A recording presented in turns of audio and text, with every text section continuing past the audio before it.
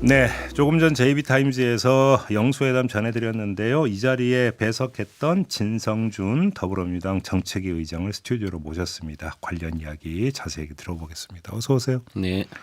의장 되신 다음에 처음 모셨는데 일단 축하드리고요. 네, 감사합니다. 네. 어깨가 무겁습니다. 네, 그리고 제가 이제 진행자의 본분을 망각하고 종종 샛길로 빠지기 때문에 샛길로 먼저 한번 들어가서 용산 처음 가보셨죠? 예, 처음 갔습니다. 청와대하고 좀 비교하면 어떠시던가요?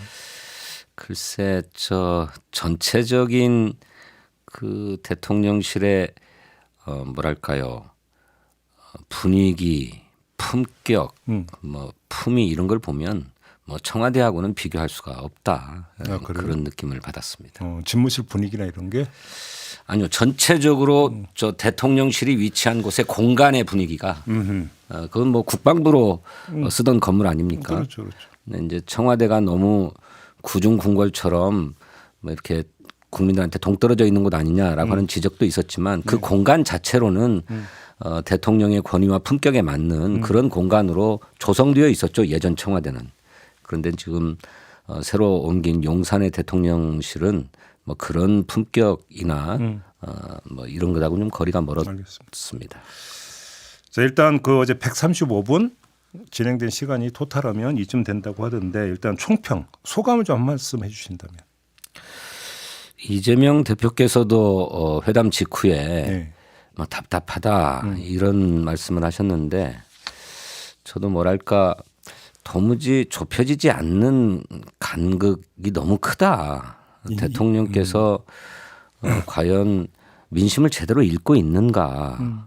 또 총선에서 나타난 어떤 국민의 열망이라고 하는 것이 무엇인지 인식하려고 하는가 하는 의문점을 아주 강하게 갖게 되었습니다. 그런데 가장 크면 이른바 이제 우리가 흔히 하는 이제 벽을 넣겠다 이런 표현을 종종 쓰잖아요. 네. 그 대목이 어느 대목이었습니까?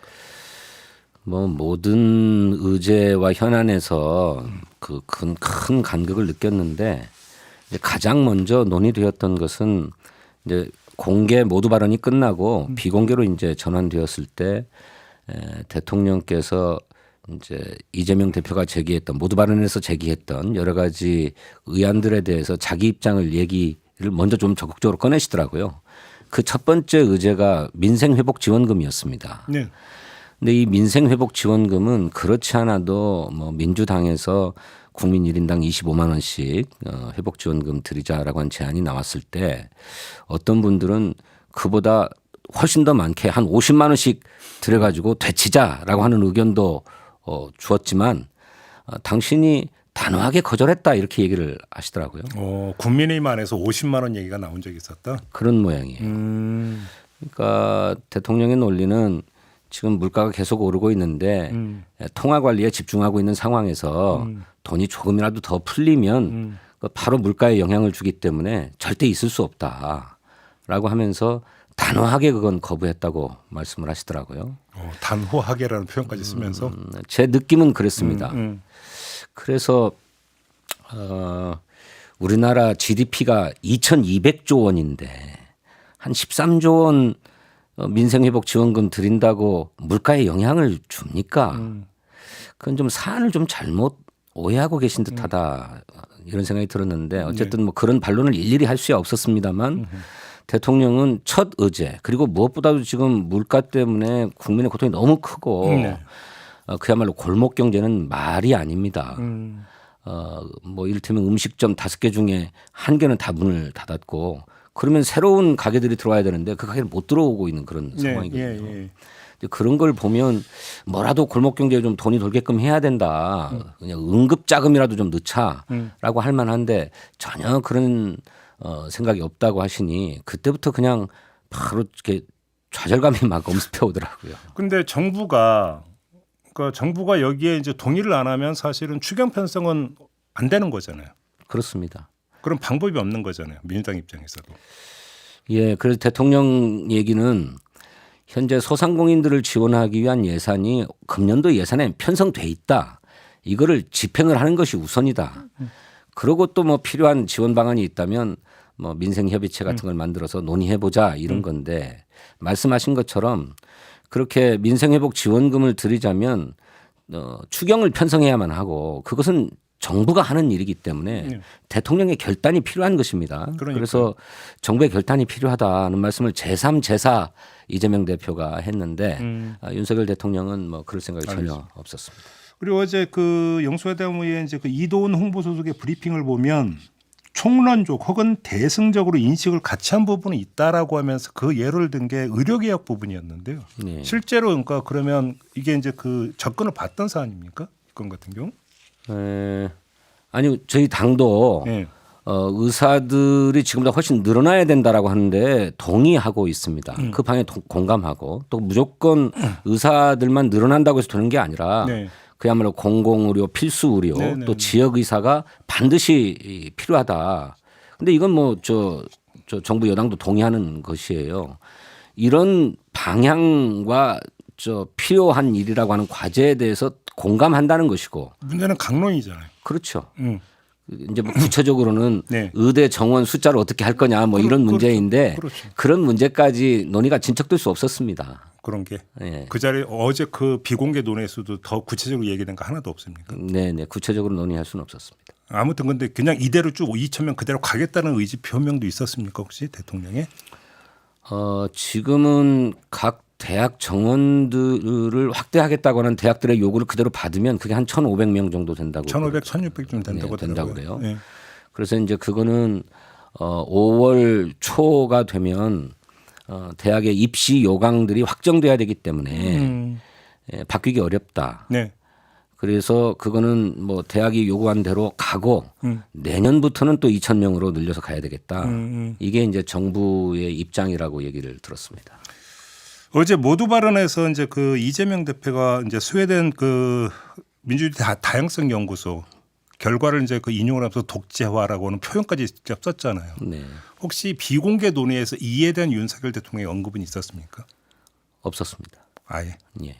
그러면 김건희 특검법에 대한 언급도 전혀 없었고. 그게 이제 사안마다 입장차가 있으니까 서로 주고받고 논쟁이 있을 법한 사안들입니다. 모두가 다. 네네네.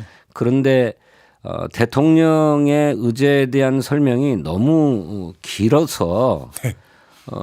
사안마다 충분하게 논의를 다 할 수 없었지만 대통령의 입장을 분명하게 확인을 하면 다음 문제로 넘어가서 이것은 어떻게 하실 겁니까? 이것은 이럴 필요가 있는데요. 라고 해서 6개까지 주제를 다룰 수 있었는데 대체로 민생 사안을 먼저 짚었고 그러고 이제 이른바 이채 양명주에서 이태원 특별법은 네.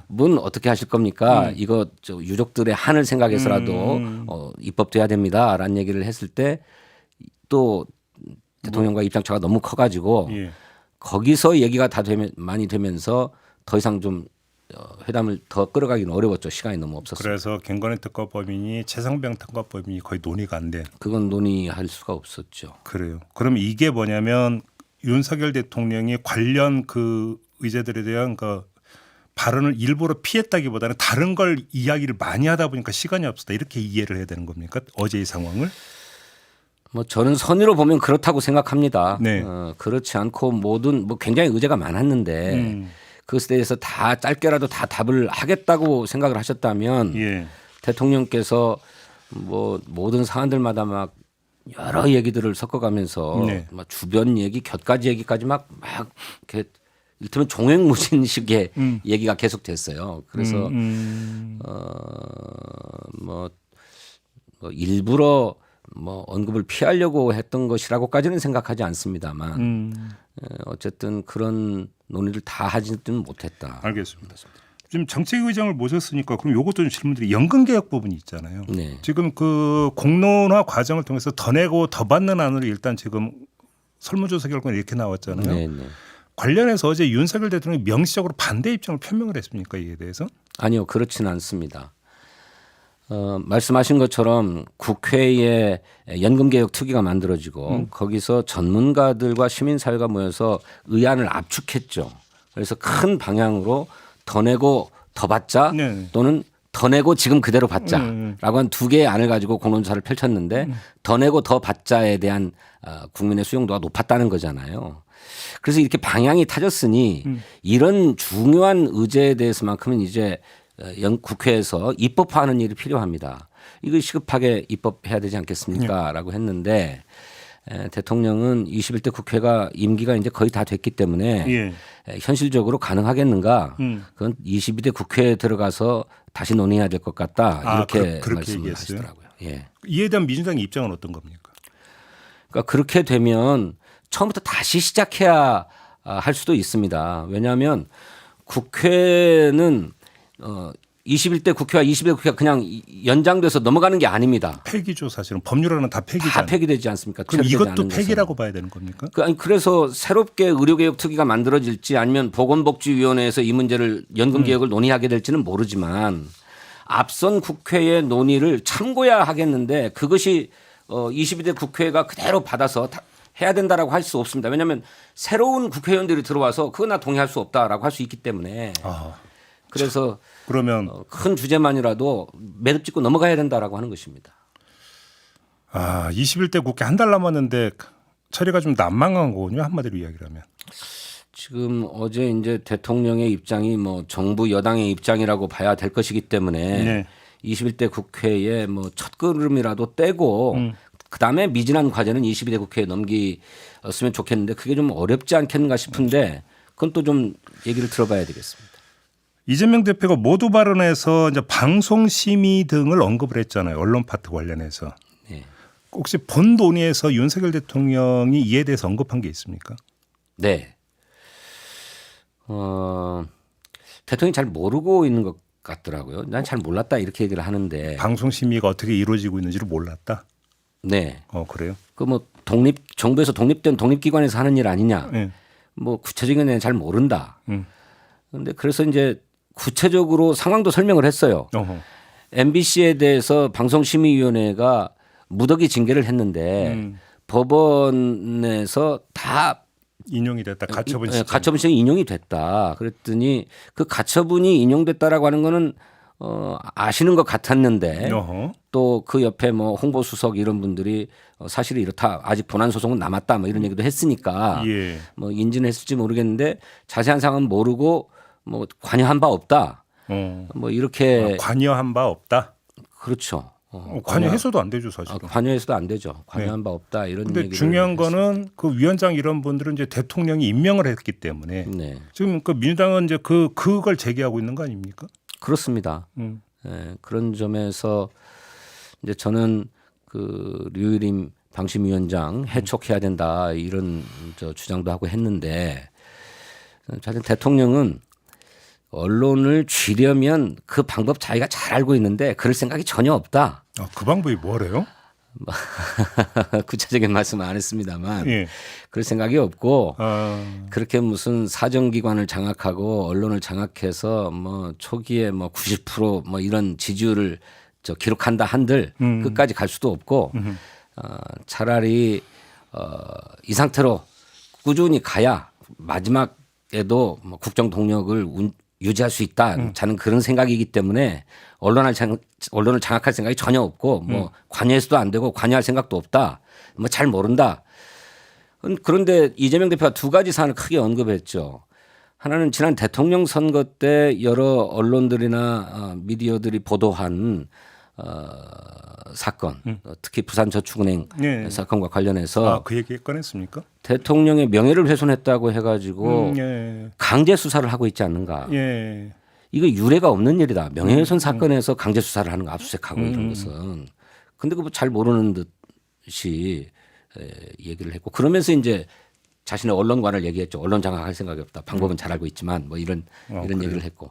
그다음에 다시 이제 MBC의 그 무더기 징계 문제 또 가처분 신청이 7건이나 다 인용된 문제 또 구체적으로 언급했습니다. 그러니까 잘 모르시는 것 같으니 한번 알아보시고 챙겨봐 주시라라고까지 부탁을 했는데 뭐 특별한 대답이 없었습니다. 알겠습니다. 아무튼 영수회담이 끝났는데요. 혹시 이어갈 여지가 있다고 자평하세요?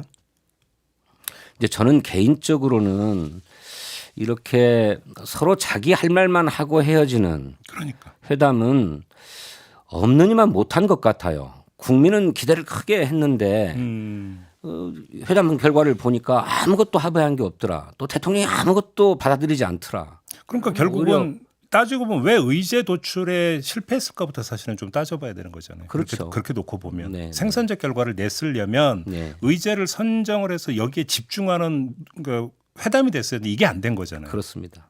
이게. 그럼 애당초 그러니까 그 두 차례 실무 협의할 때부터 용산의 입장은 굳이 의제 정하지 말자 이런 거였습니까?